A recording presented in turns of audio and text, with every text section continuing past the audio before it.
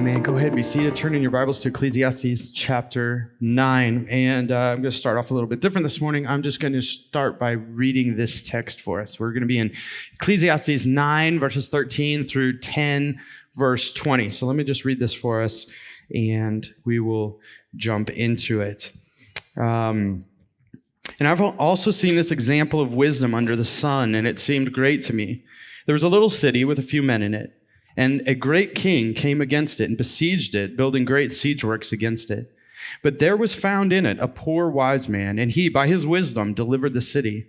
Yet no one remembered that poor man. But I say that wisdom is better than might. Though the poor man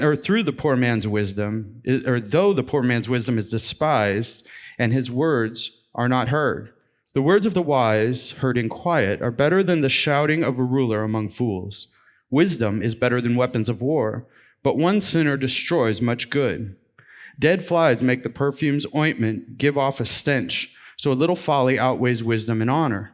A wise man's heart inclines him to the right, but the fool's heart to the left. Even when the fool walks on the road, he lacks sense, and he says to everyone that he is a fool. If the anger of the ruler rises against you, do not leave your place, for calmness will lay great offenses to rest. There is an evil that I have seen under the sun, as it were an error proceeding from the ruler. Folly is set in high places, and the rich sit in low places. I have seen slaves on horses and princes walking on the ground like slaves. He who digs a pit will fall into it, and a serpent will bite him who breaks through a wall. He who quarries stones is hurt by them, and he who splits log is endangered by them. If the iron is blunt and one does not sharpen the edge, he must use more strength, but wisdom helps one to succeed. If the serpent bites before it is charmed, there is no advantage to the charmer. The words of a wise man's mouth win him favor, but the lips of a fool consume him. The beginning of the words of his mouth is foolishness, and the end of his talk is evil madness. A fool multiplies words, though no man knows what is to be. And who can tell him what will be after him? The toil of a fool wearies him, for he does not know the way to the city. Woe to you, O land, when your king is a child, and your princes feast in the morning. Happy are you, O land, when your king is a son of nobility, and your princes feast at the proper time for strength and not for drunkenness. Through sloth the roof sinks in, and through indolence the house leaks. Bread is made for laughter, and wine gladdens life, and money answers everything. Even in your thoughts, do not curse the king, nor in your bedroom curse the rich. For a bird of the air will carry your voice, or some winged creature tell the matter. Now, having read that, I was insanely tempted to just read it and walk off. I had no idea what to do with this. I read some commentaries, and even the people that write commentaries, people that are way smarter than me, are sitting there like, this just seems like a random collection of sayings. In fact, some person said that it was the most random collection of sayings in the entire Bible. Many commentators don't know what to do with it. They can't find any sort of pattern, any sort of rhyme or reason to it, which makes it tons of fun to preach. So, just full disclosure, I have sat on this text all week. I have read it through and tried to come up with some kind of outline that would do some kind of good to this text. Because it, at first reading and then at 40th reading, it kind of does seem like this collection of random thoughts, like the preacher's just sort of rambling out this shotgun blast of wise sayings, and it doesn't have any sort of connecting sinew to tie it all together. But this is not in any way saying that I'm smarter or wiser than these people that write commentaries, but I don't agree with them. After sitting on this text for a long time and reading it a lot this week, I think that there is a pattern. And the general idea that the preacher is giving us is this idea that wisdom is better than folly. Right? So that's kind of the big picture. Wisdom is better than folly. There are two ways to life. There's a way of wisdom and there's a way of foolishness. And he's admonishing us toward this way of wisdom. And he does it with flies and ointment and snakes biting people and winged creatures carrying words to people. And so it's kind of like a really muddled text, but my hope is this morning that we'll be able to make some sense out of it. And the sense of it comes in, again, it comes back to that Hebrew idea that not everything is linear. Right? You can't look at this as like a linear progression. You've got to take a step back, I think, and you got to look at the whole thing that he's saying here, which almost all the commentators I read agree that this is a coherent section that he's writing. It's one coherent section of this book. And so we got to take like a step back and look at that and then try to find patterns within it and then draw out the truth from those patterns. So here's my best shot at this, which has become a saying that has been said over and over again in the book of Ecclesiastes for me. This is a beast to preach. So the first point is this. There is a superiority to wisdom. Now, you'll notice this might be frustrating for you note takers. I don't have a text to just point out because it's not like it works through one little section of this text. It's all over the text. So here's what we're going to do. We're going to break it down into 3 different areas that the preacher draws out where wisdom is superior. And the first one is found in verses 13 to 18 of chapter 9. And in this text, in this section, he argues that wisdom is superior in difficult times. Look at what he says. I've also seen this example of wisdom under the sun, and it seemed great to me. There was a little city with a few men in it, and a great king came against it and besieged it, building great siege works against it. But there was found in it a poor wise man, and by his wisdom he delivered the city, yet no one remembered this poor man. But I say that wisdom is better than might, though the poor man's wisdom is despised, and his words are not heard. The word of the wise in quiet are better than the shouting of rulers among fools. Wisdom is better than weapons of war, but one sinner destroys much good. So the first way that wisdom is superior is in difficult times. So the picture here is pretty clear, right? There's a little tiny town that's besieged by this great king who comes and surrounds the town. Probably he builds great siege works. He's going to, how medieval sieges work. You try to starve them out and you just wait them out. And there's this poor, wise man that somehow, through his wisdom, delivers the city from peril. He's not the strongest or the bravest, and he's not anyone that people would look to for deliverance. He's just this poor, wise man.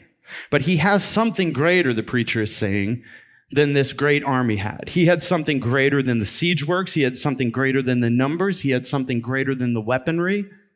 He had something greater than the great king. And what he had was wisdom. And by this man's wisdom, the city was delivered. Again, it doesn't tell us how. That's not the point. The point is that wisdom beat a superior army.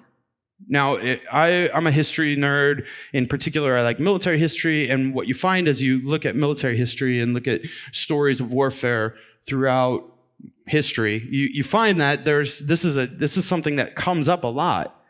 Some person with wisdom comes up with a clever idea that outwits the enemy, or that comes at things from the side or from the back. It's not like a front-on assault, right? Like think about this. In the Revolutionary War, the pattern was 2 armies line up, stand like 100 yards from one another or less, and then just load their rifles that take 60 seconds each time to load, and just start shooting back and forth at one another. Just keep doing that until one side decides they've had enough, and then they retreat. Right? That was how warfare was conducted. And it was irritating to the British and ungentlemanly to the British that we rebellious Americans would hide behind trees and shoot their officers. So I don't know if you've seen The Patriot, but he's running from tree to tree, he's targeting the officers. That was how part of the revolution happened, right? One of the reasons that we won is because there were some really wise people that were like, hey, that's dumb. Hide behind something. Target their officers rather than just shooting at all the privates on the front rank. It'll throw them into chaos. In difficult times, wisdom is superior. That's what the preacher is saying. Wisdom causes us to act wisely in difficult times when we might be prone to panic or rash decisions. Wisdom causes us to be measured and causes us to evaluate situations to determine what is really the best course of action. When I was in the Army, you could always tell the good NCOs and officers versus the bad NCOs and officers once things hit the fan. Right? The good officers were calm and cool and collected. The good NCOs were calm and cool and collected. They made wise decisions in the heat of an operation and in the midst of uncertainty when there's pressure coming down on them. They were analytical and measured and strategic. Unwise officers and NCOs were rash, reactionary, and hot-tempered. Wisdom can win wars against superior forces. But that's a big statement. When we're in times of difficulty, wisdom is better than might. How often do we face difficult times and we develop a wise plan, exercising wisdom versus rushing to failure? We can feel the pressure of the situation and time pressing on us, but wisdom will cause us to rightly evaluate the situation and determine the best course of action moving forward. It causes us to come up with clever solutions and think outside the box to solve difficult problems rather than succumbing to panic. So the conclusion that the preacher arrives at in this first illustration of wisdom being better than folly is that wisdom is better than might. It's better than weapons of war. Wisdom in history for God's people has looked like trusting God. Wisdom is more powerful than the powerful. So this wise poor man, staves off the attack of a great army through wisdom. Wisdom is superior. And throughout the history of the Israelites, think about this. Think about how much of their military success and conquest was wisdom applied through trusting God. Now, it doesn't always look like wisdom to the world, right? Joshua and the Israelites at Jericho. It doesn't seem like the best military strategy to walk around a city and blow trumpets, right? But the wisdom of God is better than the wisdom of man. So it's important to see that this wisdom for the Israelites, and illustrated throughout all of the Old Testament and the New Testament, this wisdom that is greater than armies and greater than opponents and greater than difficult situations is always rooted in trusting God and following Him and looking to Him for wisdom. So wisdom is superior in difficult times. It's also superior in daily tasks. Look at chapter 10, verses 8 through 10. He who digs a pit will fall into it, and a serpent will bite him who breaks through a wall. He who quarries stones is hurt by them, and he who splits logs is endangered by them. If the iron is blunt, and one does not sharpen the edge, he must use more strength, but wisdom helps one to succeed. This is illustration of everyday life, right? Wisdom is superior in everyday life. There are lots of things that we do every day that require wisdom. In other words, wisdom is not just for big decisions. Wisdom is for everyday living. And wisdom is superior in the midst of everyday tasks. This section illustrates the risks of everyday life. So there's a guy digging a pit. For whatever reason, he falls in. There's a guy that's doing construction, breaks through a wall, and gets bit by a serpent. There's a guy that's chopping wood. Okay, so short story. We were backpacking. This just came to me. We were backpacking. This is a true story. We were backpacking in Colorado, and this friend of mine, Travis, was a big dude, right? I mean, he was the kid that is 2 feet higher than everybody else at that age and looks like he's already been on steroids. He was just a naturally big kid. We were camping one night in the midst of backpacking. We're probably 20 miles away from civilization, and we were making a fire, and he decided that he was going to break this stick by setting it between two logs and karate chopping it with his hand. Okay, now we know how that went, right? He karate chopped it. It didn't work, right? It just hurt his hand. So he got angry. So he went and he stomped it with his foot. And one of the pieces of that stick came up and lodged itself in his head. And our scoutmaster was an ear, nose, and throat surgeon and carried with him a surgical kit for just such a situation. So they heated the needle up and sterilized it, and he stitched him up right then and there. But the point is, he was just trying to break a stick, and the stick came back and bit him, right? Everyday life is inherently dangerous, and wisdom is needed to succeed in daily life. For some people, risk can paralyze us into a state of inaction. This section is illustrating that we don't just need wisdom in the big things. Like I said, we need wisdom in everyday living and navigating ordinary things that we face regularly. We need wisdom at work. We need wisdom in financial situations, all kinds of ordinary things. So while life is inherently risky, wisdom is superior because it mitigates risk. Think of how different that story would have been if a little bit of wisdom would have been exercised in that moment, and perhaps a different course of action was chosen. This provides a framework for us to evaluate risk and mitigate it in ordinary things. This is illustrated in verse 10. It's a simple illustration. It makes sense to all of us. The amount of effort that goes into chopping down a tree with a dull axe is massive, and it takes longer than the amount of time that it would take to do the same task with an axe that's sharpened, that's cared for. So the fool goes and hits the tree with a blunt axe. The wise person hits the tree with the blunt axe and realizes, oh, I should probably go sharpen my axe. And he goes and sharpens his axe and does the same task, and it's efficient, and he gets a greater productivity. He gets more return for his time investment. He doesn't have to exert as much energy.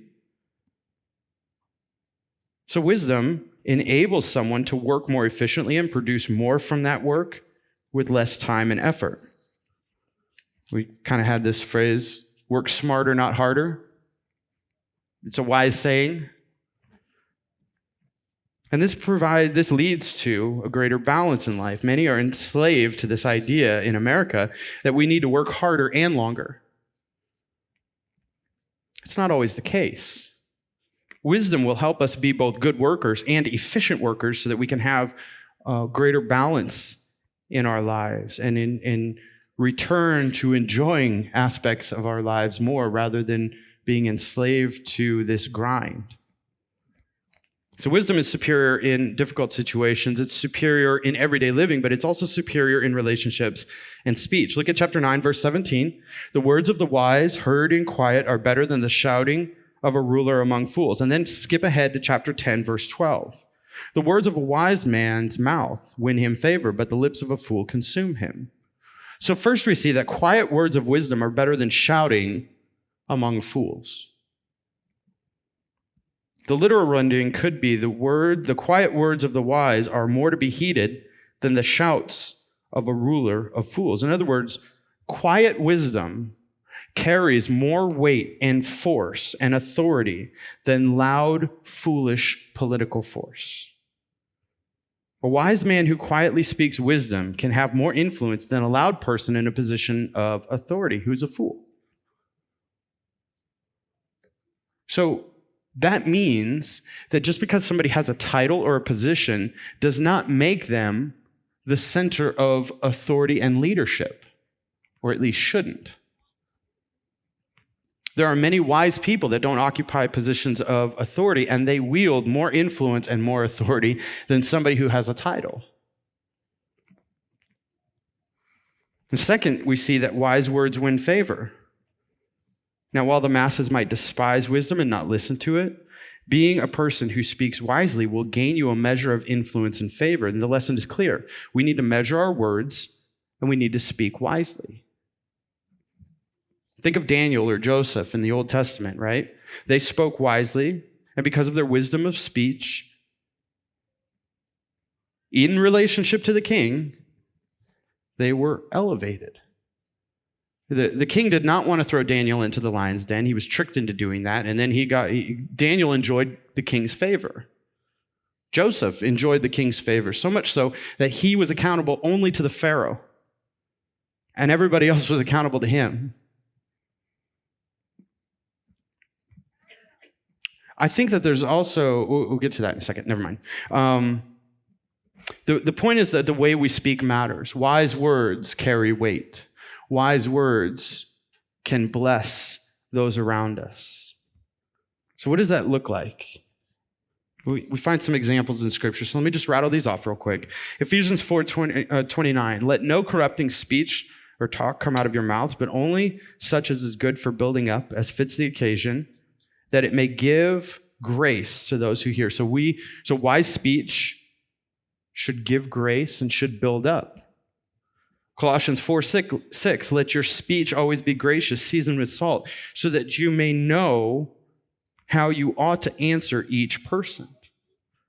Wise speech knows how to answer different people. Like, this has taken me a while to learn. We talk to different people differently. We use different words with different people. That's wisdom in speech. Proverbs 26:4, answer not a fool according to his folly, lest you be like him yourself. Wise speech doesn't get sucked into disputes with fools. Wise speech knows when to be silent. Proverbs 15:1-2, a soft answer turns away wrath, but harsh words stir up anger. The tongue of the wise commends knowledge, but the mouths of fools pour out folly. Wise speech is measured and informed by knowledge and truth. Last one, Proverbs 17:27. And if you go to Proverbs, you'll find a lot about speech, right? So this is just a sampling of some things that I was able to think of off the top of my head. Whoever restrains his word has knowledge, and he who has a cool spirit is a man of understanding. Wise speech is restrained and secure, not trying to prove constantly. So wisdom is superior. That's the first point. The second point, though, is that there is a fragility of wisdom to folly. Wisdom can be undone very easily by simple acts of foolishness. That's the second point. We see that first in chapter 9, verse 18 to 10:1.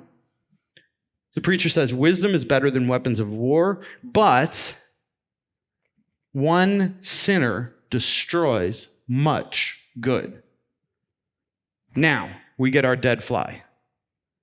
And the dead fly makes a lot of sense when we think about it in this context. Dead flies make the perfume's ointment give off a stench, so a little folly outweighs wisdom and honor. Flies are tiny little things. And I can't confirm this through personal experience, but apparently if flies die in your perfume, it makes your perfume stink. So a little itty-bitty thing can ruin a whole bottle of expensive perfume. That's the idea. Wisdom can be undone by forgetfulness and sin. Remember the man that saved the city through his wisdom? Nobody remembered him. The actions of the wise man that delivered that city from such peril faded quickly into obscurity. Wisdom is often not appreciated. Fools despise wisdom. And in this world, we are all prone to foolishness and folly. Therefore, we're all prone to not appreciate wisdom. So in spite of wisdom being advantageous, especially in difficult times, a small amount of folly can completely undermine the impact of wisdom. So let's just take an example. Let's just say that there's somebody that sets their life on a trajectory of success. They are going to go to some form of schooling to get education in some sort of vocation. And in the process of all of these really wise decisions, they make one foolish decision to drink and drive. And then in that fateful night, they get in a car accident and kill somebody else. And for the rest of their life, or at least for a substantial portion of their life, they are in jail for manslaughter. It's very easy to undo wisdom. All it takes is a little amount of folly. It's so fragile. And we can see in this text that fools are often put in positions of power and influence. We see that in 10 verses 5-7. There is an evil that I've seen under sun, as it were an arrow proceeding from the ruler. Folly is set in high places, and the rich sit in low places. I have seen slaves on horses and princes walking on the ground with slaves. We see the same thing in verses 16 to 19. Woe to you, O land, when your king is a child and your princes feast in the morning. The whole idea is that this world is upside down, and a lot of time the fools are the ones that get elevated to the positions of authority and power. So there's a really interesting thing that I read about, like the presidential debate, the first presidential debate that was ever televised. Not everybody had televisions back then. I know you younger people, this might be a really crazy idea, but people used to read. Or listen to the radio, or do analog things. It was crazy. It was great. At any rate, side note, there were people that listened to the debate on the radio, and there were people that watched the debate on television. And they questioned both groups. And what's interesting is that they both came to very different conclusions. The people that watched the debate on television thought that Kennedy won because he looked like the right guy. Looks can be so deceiving. The impact of wisdom can be undone when sin and outward appearance shape who and what we will listen to. So we need to be very discerning. Wisdom will cause us to be discerning because we will recognize that foolishness can undo wisdom. And the point is that avoiding foolish behavior is a reward in and of itself. A little folly does a lot of harm. A foolish mistake can cause a carefully and wisely planned endeavor to fail. Wisdom is also fragile to folly because it can be undone by time and chance. Look at chapter 10, verse 11. If the serpent bites before it is charmed, there is no advantage to the charmer. So here we have this proverb about a snake charmer. I don't know a lot about snake charmers, but the snake charmer apparently has some sort of knowledge that allows them to hypnotize a venomous snake, which if you're doing that, something's already wrong with you. You run from venomous snakes and non-venomous snakes or shoot them, right? You don't charm them. It's biblical. Genesis chapter 3. At any rate, this snake charmer has this knowledge that allows him to somehow hypnotize a snake and then play with it or do something with it. I don't know. But the point is that this was a popular thing in Eastern culture. And the preacher is using it to tell us something about the fragility of wisdom. And as I thought about this, I think we can learn three things from this proverb. The first one is, even wisdom is prone to time and chance. Even when we do our best to apply wisdom and knowledge, there's no guarantee of the outcome. Time and what is seen as chance under the sun still have the final say. The snake charmer can do all the right things, follow the right formula, and yet can move thinking the snake is charmed when in fact it is not and get bitten. The second thing I think we can learn from this is that wisdom includes the application of patience. Notice what he says. He says, if the serpent bites before it is charmed. In other words, there's a possibility that the snake charmer was just really impatient and decided to go for it before the process was complete and the time was right. In other words, wise plans without patience can lead to disaster because we move too quickly before things are right. There are many times in life when we might plan something out, but our impatience undoes the wisdom of our planning. We need to learn to be wise in patience as well, because impulsive, rash action is folly that can undo any wisdom we possess. And I think the third thing that we learn from this is that there's a consequence of a miss or mistimed opportunity that cannot be undone. There's a sort of finality to every action that we take, right? Every moment we live seals every action, every thought, and every motive in a coffin of time, and that coffin cannot be opened ever again. You cannot ever undo what you have done. And listen, so many people spend their whole lives trying to undo the foolishness of their past, as if that were possible. The snake bite has happened. Treat the snake bite. Right? At that point, maybe reevaluate your life choices and stop charming snakes. But you can't go back and undo what's been done. My dad told me early in his career as an Army officer, he had an opportunity to invest in Motorola. And he thought, who in their right mind would want to carry around a phone with them or have one in their car? And so he didn't. You can't undo that choice, right? That action is sealed in the coffin of time, and you can't undo that. I can't become a quasi-millionaire now because he invested 30 cents in Motorola back in 1978, whatever. And so we can't undo the past, and missed opportunities cannot be undone, and the same is true of everything else in our lives. Folly causes us to miss time or to misuse or miss time opportunities. And there's a finality to that. So wisdom is also fragile to folly because it can be undone by careless and foolish words. Look at chapter 10, verses 12 to 15. The words of the wise man's mouth win him favor, but the lips of a fool consume him. The beginning of the words of his mouth is foolishness, and the end of his talk is evil madness. A fool multiplies his words, though no man knows what is to be, and who can tell what will be after him?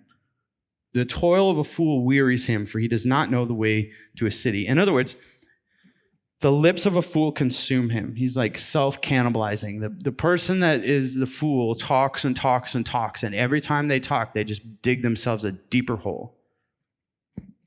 Foolish speech eats us alive. Foolish speech undoes us. It starts from foolishness, not wisdom, and ends in madness and chaos. The fool is sure of the unknown and talks nonstop. This is the person who knows everything about everything and makes sure that everyone knows it. He is not measured, he is not informed, and he is not cautious with his words. There's that saying, it's a proverb, better to be silent, I'm paraphrasing, better to be silent and be thought a fool than open your mouth and confirm it. The fool confirms it constantly. The fool is always talking. How often do careless words undo wisdom? How many times have you wished you could take something back that you have said? Because it caused nothing but grief. James talks about taming the tongue and how careless words can set a forest ablaze. Words have all sorts of unintended consequences, and the fool just spews out whatever. Now think about this. Two applications for this. First of all, how often do you listen to people who have something to say about everything and are sure that they're always right and always have something to say about every little thing? And even if they did have some amount of wisdom, you wouldn't listen to it because it would fall on deaf ears because they don't have any credit anymore. I think we all know somebody like that. Constantly critical, constantly has something to say about everything. And how often do we listen to them? Even if they happen to say something wise, it gets lost and muddled in the cacophony of foolishness that they spew out all the time. James says we should be quick to listen and slow to speak. The fool is the opposite of that. They are quick to speak, and their speech can undo any wisdom they might have. The other application is we need to be discerning in who we listen to. Especially if you are in a position of leadership or authority. This applies to parents. This applies to managers and bosses. This applies to husbands and wives. This applies to friends. This applies to pastors. Don't listen to fools. Just don't listen to them. It's not worth the time. Find wise people to surround yourself with and listen to the wise people. But don't waste your time trying to please the fools. Don't waste your time listening to the fools, because the fools are never satisfied. They're fools. We need to be discerning in who we listen to. There have been times when, in the course of pastoral ministry, there have been fools that have given advice and told leaders, elders, what to do. And we can be prone to listening to fools just like everybody else. And then there are other times when there are really wise people that give us advice and counsel. And because we've listened to fools, we're less sensitive to the counsel of the wise. We all need to learn this. Don't be a fool, and don't listen to fools, because foolish speech brings nothing. It undoes wisdom. So, all of that being said, there is a need then and a fragility of wisdom that should drive us to seek wisdom but not hope in it. In other words, wisdom is still good. The first point still holds. There is a superiority to wisdom, and the second point holds. It is fragile, so therefore pursue wisdom and not folly. That's kind of what the preacher's getting at here. We see that in chapter 10, verses 2-3. A wise man's heart inclines him to the right, but a fool's heart to the left. Even when the fool walks on the road, he lacks sense and says to everyone that he is a fool. There are two ways of life that are shown here, and that's the third point: wisdom and folly. We will act in one or the other. Wisdom or folly will incline our hearts, and from our hearts flow everything else. We can choose a path of wisdom or a path of folly in our lives. The preacher is arguing that we should choose a path of wisdom, not folly, because wisdom is superior. And he also tells us that the path of wisdom does not guarantee that our lives under the sun will have the outcome that we are expecting, but that doesn't undo the fact that wisdom is superior to folly. So take, for example, the proverb, train up a child in the way that he should go, and when he's older, he will not depart from it. That is a proverb. A proverb is a wise, short saying that illustrates a general truth. It does not guarantee an outcome. It's different than a promise. So while it doesn't guarantee an outcome, right, your child that you've trained up might still go off the rails. It also doesn't negate the fact that it's infinitely superior to train up your child in the way that he should go. That's a really wise thing to do. You should do that, even though the outcome isn't guaranteed. That's wise parenting, and superior to the folly of ignoring the God-given task that is at the core of parenting. So while he's laid out wisdom is superior and it can be undone by folly, he's arguing that we should pursue wisdom in our lives under the sun. And I think that he's driving home three areas where we need wisdom in this text. We need wisdom in action, in attitude, and in words. The illustration of action is the poor man who delivered the city. At some point, he acted, right? It's one thing to have wisdom. It's another thing to act on wisdom. He had to go to the king and propose how to deliver the city. The man with a blunt axe needed to act. He needed to sharpen the axe. Right? There is wisdom in action. Wisdom should drive us to action rather than allow passivity or paralysis to control us. We need to measure our options, determine a wise course of action, and once that is done, we need to act. Wisdom without action is folly. It makes no sense. It doesn't do us any good. Wisdom doesn't stay stagnant. And listen, situations change. What was wise 20 years ago or 30 years ago or 50 years ago might not be wise today.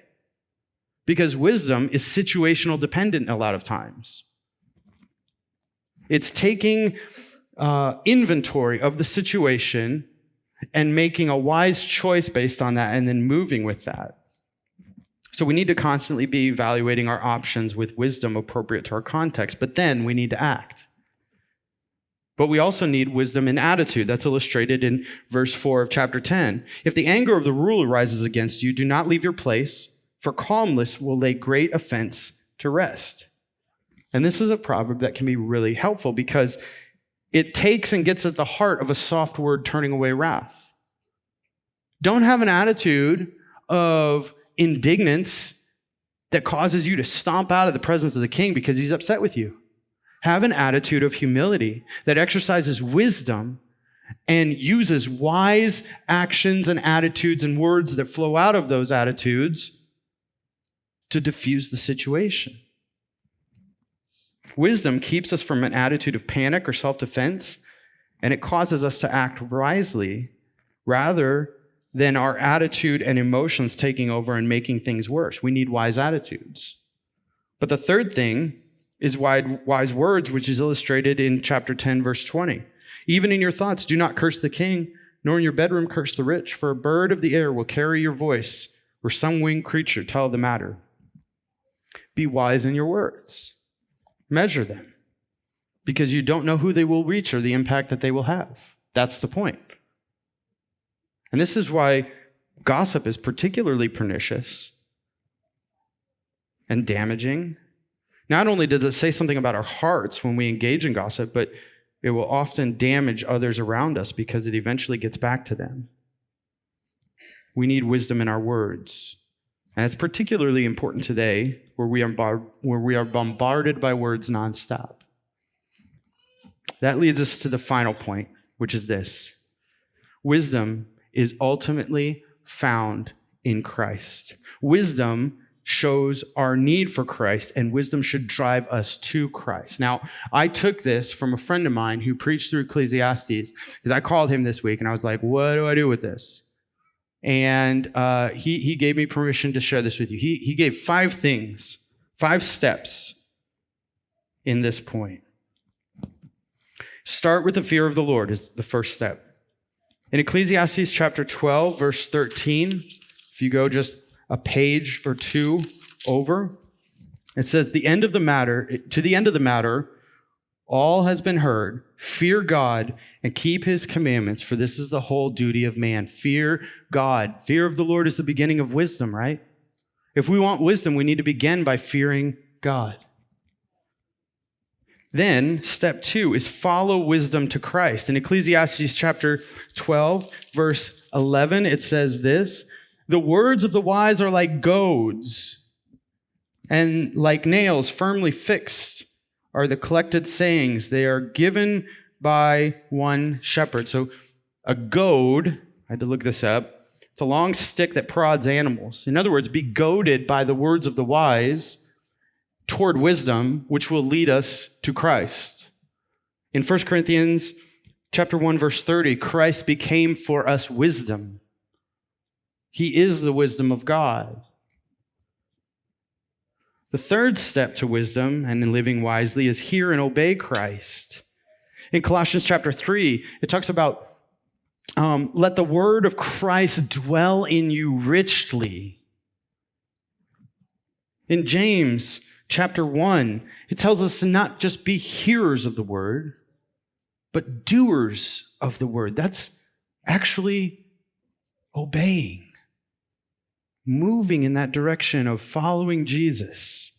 Hear and obey the words of Jesus. And then the fourth step is consider the cross. Evaluate our paths in light of the cross. In 1 Corinthians 1, 18 to 25, it's the cross is foolishness to those that are perishing. The cross shows us how upside down this world is. That something that brings us deliverance and brings us wisdom look like foolishness to the rest of the world. And God chose what was foolish to confound the wise. Don't be deceived by the apparent temporary results of foolishness. We live in an upside down world, so evaluate everything in light of Christ and the cross, and then be humble. Remember that we see through a glass dimly in life under the sun. And we're in constant need of direction and the wisdom of God to live wisely. So all of this is driving us back to Christ as our source and fountain of wisdom to live rightly in an upside down world. So wisdom is superior to folly. Folly can undo wisdom. So live wisely. Choose wisdom.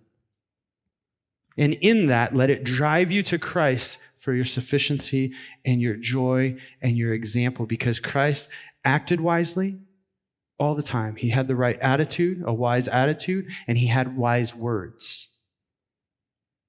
So go to him and learn from him. Let's pray.